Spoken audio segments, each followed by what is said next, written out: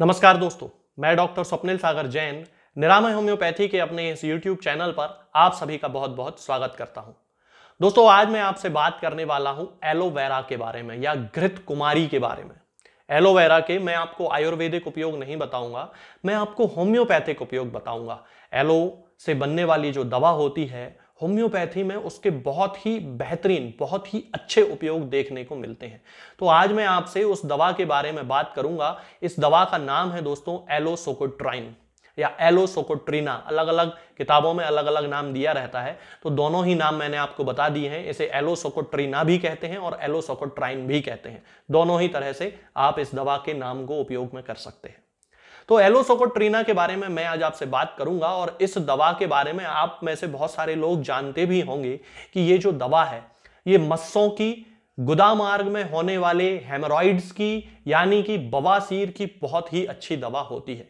यदि किसी व्यक्ति को इस तरह की कोई बवासीर है कि उसे गुदा मार्ग में, एनस में, लैट्रिन के रास्ते में ऐसा लगता है जैसे अंदर कोई चीज चुभ रही है या फिर अंदर कोई कांच जैसा पदार्थ चुभ रहा है, तो समझ जाइए कि उस व्यक्ति को एलोसोकोट्रीना देने की जरूरत है। ये जो मस्से होते हैं व्यक्ति के, ये बहुत ही ज्यादा दर्द वाले मस्से होते हैं और व्यक्ति से उठते बैठते भी नहीं बनता है। इतना ज्यादा उसे दर्द होता है उन मस्सों के कारण, और अंदर बहुत ही ज्यादा जलन पड़ती है, अंदर उसे बहुत ज्यादा दर्द होता है और ऐसा लगता है जैसे अंदर कोई कांच चुभा रहा हो, इतना ज्यादा उसे दर्द होता है। तो यदि इस तरह का कोई लक्षण है तो उस व्यक्ति को एलोसोकोट्रीना नामक होम्योपैथिक दवा देने की जरूरत होती है। इसके साथ में यदि किसी व्यक्ति के साथ ऐसा होता है कि वो जैसे ही खाना खाता है और उसे तुरंत फ्रेश होने के लिए, लैट्रिन करने के लिए, शौच के लिए जाना पड़ता है, तब उन केस में भी एलोसोकोट्रीना एक कैरेक्टरिस्टिक मेडिसिन है, एक सिम्टोमेटिक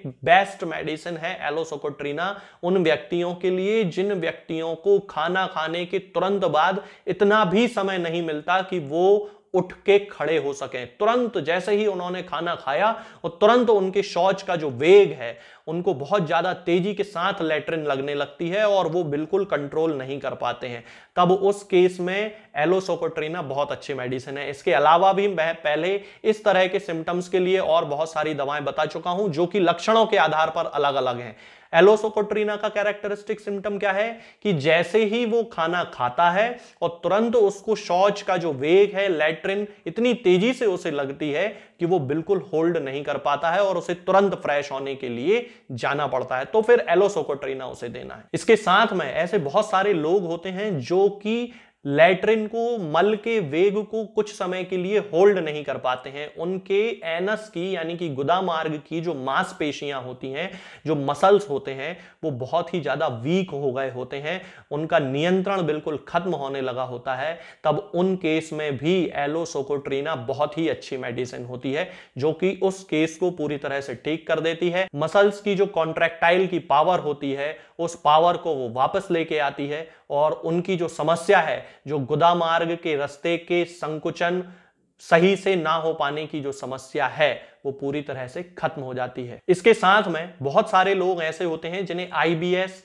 यानी कि इरिटेबल बाउल सिंड्रोम या फिर अल्सरेटिव कोलाइटिस की शिकायत होती है, और उन केस में कुछ खास लोगों के साथ ऐसा होता है कि उन्हें यह लगता है कि जैसे ही वो गैस पास करेंगे, अपान वायु पास करेंगे, फ्लैटस पास करेंगे, तो उन्हें ऐसा लगता है कि उसके साथ साथ उनका मल भी बाहर निकल जाएगा, उनका स्टूल भी बाहर निकल जाएगा। तब उस केस में यदि किसी व्यक्ति को आईबीएस की शिकायत है, इरिटेबल बाउल सिंड्रोम की शिकायत है यानी कि, और अल्सरेटिव कोलाइटिस की शिकायत है, तो आप समझ जाइए कि उस व्यक्ति के साथ यदि ऐसा हो रहा है कि गैस पास करने के दौरान उसे ऐसा लगता है कि स्टूल बाहर निकल जाएगा, मल बाहर निकल जाएगा, तो फिर उसे एलोसोकोट्रीना देने की जरूरत होती है। अब जब हम बात करते हैं दोस्तों इरिटेबल बाउल सिंड्रोम की या अल्सरेटिव कोलाइटिस की, तो बहुत सारे लोगों को यह शिकायत होती है कि जब भी वो फ्रेश होने जाते हैं यानी कि मल त्याग करने जाते हैं, लैट्रिन करने जाते हैं, तब उस दौरान लैट्रिन करने के पहले बहुत सारी आंव उनकी निकल जाती है, म्यूकस निकलता है, आंव निकलती है, जेली जैसा पदार्थ एक बाहर निकलता है।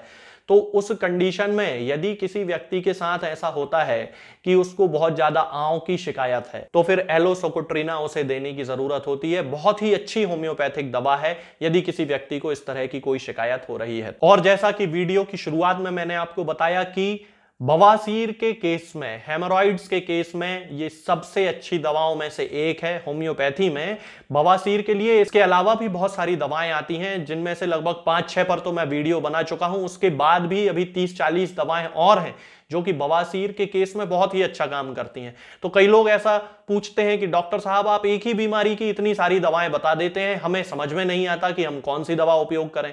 मैं ऐसा इसलिए करता हूं क्योंकि होम्योपैथी लक्षणों पर बेस्ड साइंस है, सिम्टम्स पे बेस्ड साइंस है। लक्षणों के आधार पर व्यक्ति को दवा दी जाती है।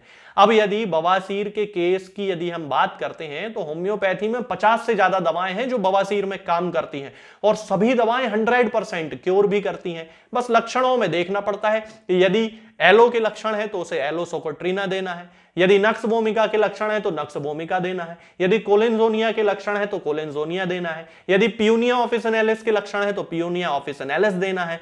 इस तरह लक्षणों के आधार पर होम्योपैथी में दवाएं दी जाती हैं। इसीलिए मैं हमेशा एक ही बीमारी के लिए बहुत सारी दवाएं बताता हूं। तो इसमें कोई गलत बात नहीं है। आप लोग ये ना सोचें कि ऐसा कैसे हो सकता है कि एक बीमारी के लिए इतनी दवाएं कैसे हो सकती हैं। जी नहीं, ये एलोपैथी का सिस्टम नहीं है, अंग्रेजी दवाइयों का सिस्टम नहीं है कि बुखार के लिए 1-2 दवाएं हैं उन्हीं से सब ठीक हो जाएगा। होम्योपैथी में लक्षण के आधार पर, सपनों के आधार पर भी दवाएं चेंज हो जाती हैं। इसीलिए बवासीर के लिए भी एलोसोकोट्रिना बहुत अच्छी मेडिसिन है, उस कैरेक्टरिस्टिक सिम्टम के साथ जो कि मैंने अभी आपको बताया है कि यदि किसी व्यक्ति को इस तरह का बवासीर है कि उसे ऐसा लग रहा है कि उसके गुदा मार्ग में कांच जैसी चुभन हो रही है और बहुत ज्यादा आंव उसको निकलती है, तो फिर एलोसोकोट्रिना ही उसकी मेडिसिन है और वही उस व्यक्ति को 100% ठीक कर सकती है। अब एक बहुत ही कैरेक्टरिस्टिक सिम्टम आता है दोस्तों, और वो ये कि बहुत सारे लोग ऐसे होते हैं जो बियर पीते हैं और बियर पीने के बाद उन्हें डायरिया हो जाता है। तो यदि कोई ऐसा व्यक्ति है जिसे बियर पीने से डायरिया होता है तो फिर एलोसोकोट्रिना उसकी मेडिसिन है। इसके साथ में एक और मेडिसिन होम्योपैथी में होती है जिसे काली बाइक्रोमिकम कहते हैं। काली बाइक्रोमिकम भी इस तरह के केस में काम करती है। सबसे पहले एलो से ठीक करने की कोशिश करते हैं, यदि एलो काम नहीं करती है तो फिर उसे काली बाइक्रोमिकम देते हैं और वो केस पूरी तरह ठीक हो जाता है। तो दोस्तों ये जो दवा होती है एलोसोकोट्रिना, यदि हम इसकी पोटेंसी की बात करते हैं तो इसे 30 से लेके और 1 m पोटेंसी तक सामान्यतः यूज किया ही जाता है। कई बार 10 m और cm पोटेंसी का भी उपयोग किया जाता है। तो सामान्य केस में यदि आपको ऐसा लगता है कि किसी व्यक्ति को वे लक्षण हैं जो मैंने अभी आपको इस वीडियो में बताए हैं, तो एलोसोकोट्रिना की 30 पोटेंसी हम दे सकते हैं और 30 पोटेंसी की 2-2 बूंद सुबह, दोपहर और शाम, दिन में 3 बार उसे देना शुरू करते हैं। अब ये जो लक्षण मैंने आपको बताए हैं ये सामान्यतः क्रॉनिक लक्षण ही होते हैं। तो सामान्यतः ये देखा जाता है कि लंबे समय तक इस दवा का उपयोग करना पड़ता है। एक्यूट केस में तो 5-6 दिन, 8 दिन में ये पूरी तरह ठीक कर देगी, मतलब कि एक्यूट केस वो जिसमें कि लक्षण अभी अभी शुरू हुए हैं। लेकिन यदि क्रॉनिक केस है, 5 साल पुराना, 2 साल पुराना, 1 साल पुराना, 10 साल पुराना, 15 साल पुराना, तो आप समझ लीजिए कि इस दवा को लंबे समय तक उपयोग करने की जरूरत है।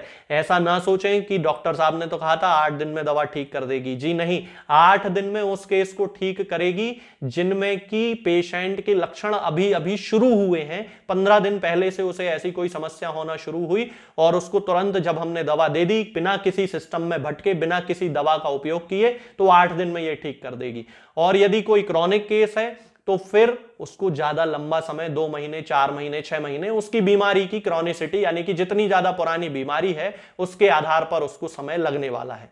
ये जो दवा है एलोसोकोट्रिना, ये आप किसी भी होम्योपैथिक फार्मेसी पर जाकर ही ले सकते हैं या ऑनलाइन मंगवा सकते हैं। मैं केवल एक कंसल्टेंट फिजिशियन हूं, केवल पर्चा देने वाला, प्रिस्क्रिप्शन देने वाला फिजिशियन हूं, तो प्रिस्क्रिप्शन ही देता हूं, मेरी कोई फार्मेसी नहीं है। इसलिए ये दवा ना मैं किसी को बेचता हूं ना भेजता हूं। आज के इस वीडियो में फिलहाल इतना ही। आगे के वीडियोस में हम बात करेंगे कुछ नई बीमारियों के बारे में और उनकी होम्योपैथिक दवाओं के बारे में। तब तक के लिए जय हिंद, जय भारत। दोस्तों, होम्योपैथिक दवाओं को खाने का सबसे अच्छा तरीका होता है कि हम हमेशा खाली पेट इन दवाओं को खाएं। जिन दवाओं को दिन में केवल एक बार खाना है उन्हें सुबह खाली पेट खा लेना चाहिए। मुंह में अच्छे से कुल्ला करके, गार्गल्स करके मुंह को साफ कर लेना चाहिए और उसके बाद हमें होम्योपैथिक दवाई खा लेना चाहिए।